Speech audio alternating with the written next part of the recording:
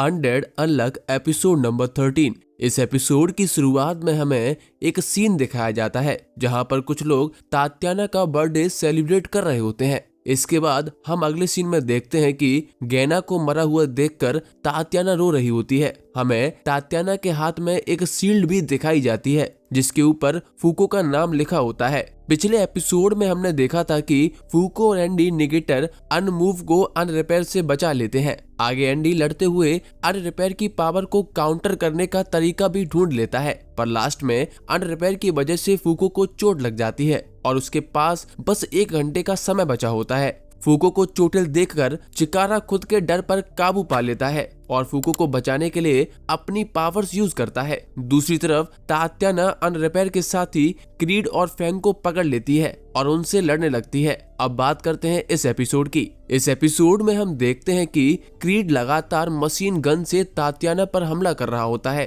पर तात्याना पर इसका कोई असर नहीं होता। ये देखकर क्रीड तात्याना पर हैंड ग्रेनेड से हमला करता है, पर उसका भी तात्याना पर कोई असर नहीं होता। हम देखते हैं कि क्रीड के हाथ में हैंड ग्रेनेड अपने आप आ रहे होते हैं, जैसे उसकी मशीन गन में गोलियां भी अपने आप ही भर रही होती हैं। ये देखकर तात्याना सोचती है क्रीड की कौन सी पावर है जिसे ये निगेट कर रहा है। इसके बाद फैंग आकर तात्याना पर हमला करता है, इससे तात्याना का आर्मर टूट जाता है। तात्याना सोचती है फैंग बहुत ही पावरफुल है, उसने निको के द्वारा बनाया हुआ ब्लैक मेटल सूट भी तोड़ दिया। तात्याना ये सब सोच रही होती है, तभी उसके पास एंडी का फोन आ जाता है। एंडी उसे बताता है कि अनरिपेयर की वजह से फूको को कट लग गया है। अनरिपेयर के द्वारा लगा हुआ कट केवल तभी हील हो सकता है जब वो चाहे या फिर वो मर जाए। फूको के पास लगभग 1 घंटा का समय बचा हुआ है, हमें उससे पहले अनरिपेयर को मारना होगा। एंडी की बातों को सुनकर तात्याना को गुस्सा आ जाता है। अगले सीन में हम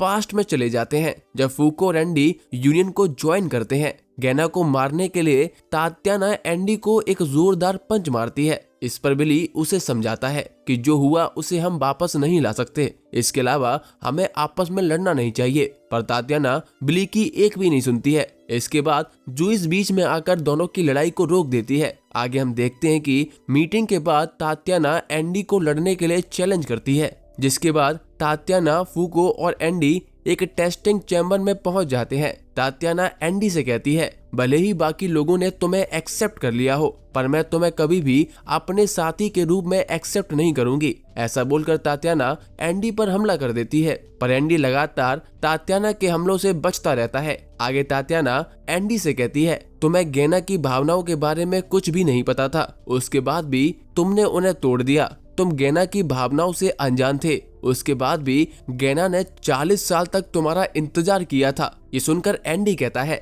मुझे सब पता है, गैना मुझसे प्यार करती थी, उसके बाद भी मैंने उसे मार दिया, यही सच्चाई है, मैं इसे झुठला नहीं सकता हूँ। ये सुनकर तात्याना और ज्यादा गुस्से में आ जाती है और कहती है मैं तुम्हें कभी भी इसके लिए माफ नहीं करूंगी। ऐसा बोलकर तात्याना और तेजी से हमला करने लगती है। हम एक सीन में देखते हैं कि तात्याना गलती से फूको पर हमला कर देती है, पर एंडी सही समय पर आकर फूको को बचा लेती है। ये देखकर तात्याना सोचती है अगर एंडी नहीं होता तो शायद मैं गुस्से में फूको को मार देती। इसके बाद निको तात्याना से कहता है तुम्हें शांत रहना चाहिए, वैसे भी जो मिशन एंडी और फूको को दिया जाएगा उससे पता लग जाएगा कि ये दोनों यूनियन ज्वाइन करने के काबिल है या नहीं। गैना कभी भी नहीं चाहेगी कि हम लोग आपस में लड़ें। निको की बात सुनकर तात्याना शांत हो जाती है, तभी एंडी जाकर तात्याना पर हमला कर देता है। हम आगे देखते हैं कि एंडी को नंगा देखकर तात्याना शर्मा जाती है और अपना कंट्रोल खो देती है। इसके बाद हमें एक अनाउंसमेंट सुनाई देती है, उसमें हमें बताया जाता है कि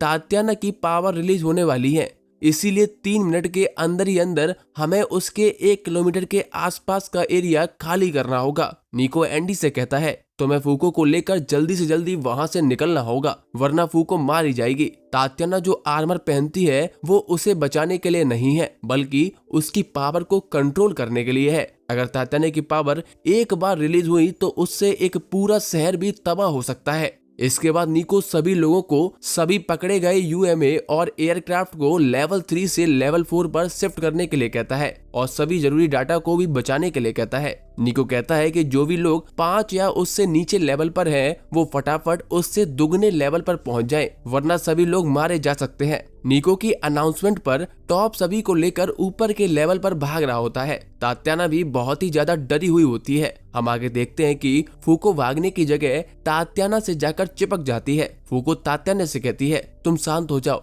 मुझे माफ कर दो कि तुम्हें बहुत ही अजीब चीज देखनी पड़ी। ये सुनकर एंडी कहता है, तुम मेरे हथियार को अजीब कैसे कह सकती हो? आगे तात्याना फूको को खुद से दूर करने की कोशिश करती है और कहती है, मुझसे दूर हट जाओ। तुमने सुना नहीं कि निको ने क्या कहा? मैं अपना कंट्रोल खो चुकी हूँ। आगे तात्याना फूको को दूर करने की कोशिश करती है, पर फूको नहीं हटती। लास्ट में फूको रोते हुए कहती है, वो मैं थी जिसने गेना को मारा था। मेरे अनलक की वजह से गेना की मौत हुई है। एंडी तो बस मुझे बचाने की कोशिश कर रहा था, इसीलिए तुम्हें सारा गुस्सा मुझ पर उतारना चाहिए। प्लीज मुझे माफ कर दो। मैं और एंडी दोनों यूनियन में अच्छा काम करेंगे और गेना की जगह भरने की पूरी कोशिश करेंगे। इसीलिए तुम मुझे अपने और गेना के बारे में और बताओ। मैं तुम्हारी दोस्त बनना चाहती हूँ। फूको की ये सभी बातें सुनकर तात्याना शांत हो जाती है और तात्याना को शांत देखकर निको चौंक जाता है। अगली सीन में हम इस टाइम से थोड़ा और आगे चले जाते हैं। फूको तात्याना के कमरे में जाकर उससे दोस्ती करने की कोशिश करती है। फूको तात्याना से हाथ मिलाने के लिए कहती है,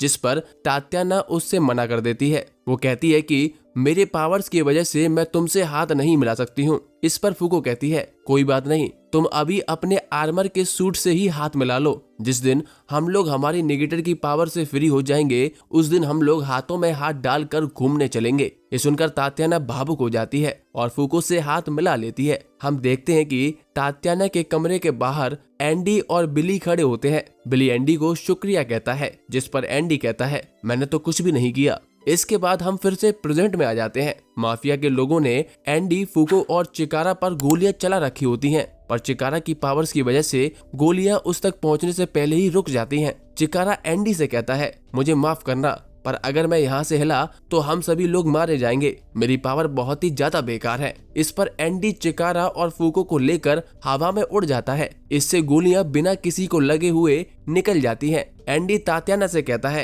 कि अनरिपेयर को मारना हमारी सबसे पहली प्रायोरिटी होनी चाहिए। मुझे माफ कर देना, मैं तुम्हें बचाने के लिए नहीं आ सकता हूँ। इस पर तात्याना कहती है, इसकी कोई जरूरत नहीं है, तुम बस सभी को लेकर शिप की छत पर चले जाओ। आगे तात्याना फूको को लेकर सोचती है, मेरी आर्मर जैसी बॉडी होने के बाद भी फूको ने मेरा मजाक नहीं उड़ाया, बल्कि मुझे एक नॉर्मल इंसान के जैसे ट्रीट किया। वो मेरी पहली महिला मित्र थी। मैं उसे हर्ट करने के लिए तुम सबको बिल्कुल भी माफ नहीं करूंगी। मैं तुम सबको मार दूंगी। फूको, मैं तुम्हें बचाने के लिए आ रही हूँ। ऐसा सोचते हुए तात्याना अपनी पावर रिलीज कर देती है। हम आगे देखते हैं कि लातला और अनरिपेयर वहां से भाग रहे होते हैं। लातला कहती है, क्या तुम सही में यहाँ से खाली हाथ जाओगे? इस पर अनरिपेयर उसे चोरी हुए कुछ आइटम्स दिखाता है और कहता है, मुझे जो भी चीजें तुम सभी के लिए ठीक लगी, मैंने वो सब चुरा ली। आगे लातला अनरिपेयर से पूछती है, हम क्रीड और फैंग का क्या करने वाले हैं? अगली सीन में हम फिर से तात्याना पर शिफ्ट हो जाते हैं। तात्याना धीरे धीरे करके अपने आर्मर को खोल रही होती है।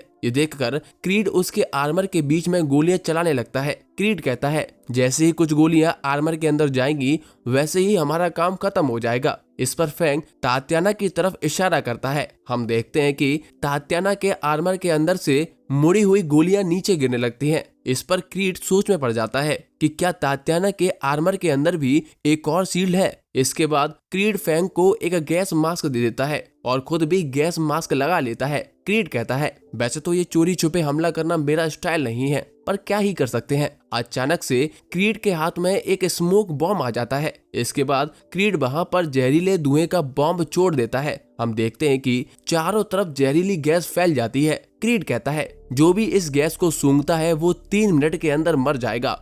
अगले सीन में हमें तात्याना का पास्ट दिखाया जाता है। ये वही सीन होता है जो हमें एपिसोड की शुरुआत में दिखाया जाता है। तात्याना के माता पिता तात्याना के साथ उसका बर्थडे बना रहे होते हैं। हमें बताया जाता है कि तात्याना एक सेल्फ टारगेटिंग एक्टिवेशन टाइप की निगेटर है। तात्याना का जन्म रशिया की एक नॉर्मल फैमिली में हुआ था। उसके 5th बर्थडे के दिन उसकी पावर किसी दूसरे निगेटर से ट्रांसफर होकर उसको मिल गई थी। अनजाने में तात्याना अपनी पावर को एक्टिवेट कर देती है। इसकी वजह से उसकी पूरी फैमिली की डेथ हो जाती है। इसके बाद तात्याना के पड़ोसी पुलिस को इसकी जानकारी देते हैं। तात्याना तब बहुत ही छोटी होती है, इसीलिए उसे कुछ भी समझ नहीं आता और वो वहाँ से भाग जाती है। पर बाद में माफिया के लोग तात्याना को पकड़ लेते हैं और उसे ऑक्शन में बेचने के लिए लाया जाता है। हम आगे देखते हैं कि बिली ऑक्शन में जाकर तात्याना को बचा लेता है। बिली कहता है, जब जब मैं ऐसा कुछ देखता हूँ तब तब मुझे ऐसा लगता है कि अच्छा है जो मैं अंधा हूँ।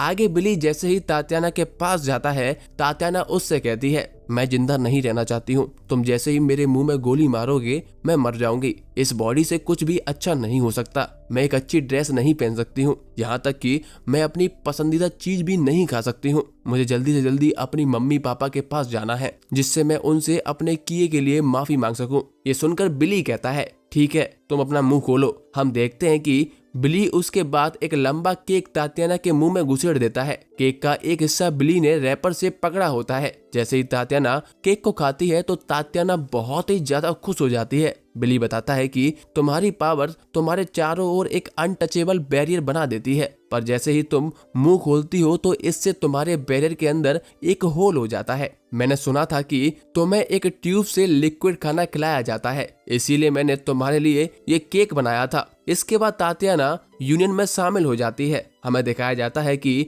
निको तात्याना के लिए एक आर्मर बनाता है जो हर साल थोड़ा बड़ा होता जाता है। तात्याना अपने ब्रेन की पावर से अपने आर्मर के हाथ पैरों को भी कंट्रोल कर पाती है, जैसे कि उसके खुद के हाथ पैर हो। निको तात्याना को बताता है कि आर्मर की वजह से तुम अपनी बहुत सारी पावर को दबा रही हो। तुम इस पावर का यूज करके एक हथियार की तरह यूज कर सकती हो या फिर इससे बहुत बड़ी तबाही भी ला सकती हो। ये बात तात्याना को कुछ समझ नहीं आती। इस पर बिली तात्याना को समझाता है कि तुम्हारी पावर्स केवल लोगों को नुकसान पहुंचाने के लिए नहीं है। एक दिन तुम अपनी पावर्स का यूज किसी ऐसे इंसान की जान बचाने के लिए करोगी जो तुम्हें बहुत ही ज्यादा प्यारा होगा। जब ऐसा समय आएगा तब तुम खुद को पूरी तरह से खुला छोड़ सकती हो। आगे हम वापस से प्रेजेंट में आ जाते हैं। एंडी बताता है कि वो फूको और चिकारा को लेकर शिप की छत पर पहुंच चुका है। ये सुनते ही तात्याना कहती है, मैं किसी को भी यहाँ से जिंदा वापस नहीं जाने दूंगी। जिन लोगों ने फूको को नुकसान पहुंचाया है उन्हें इसकी कीमत चुकानी होगी।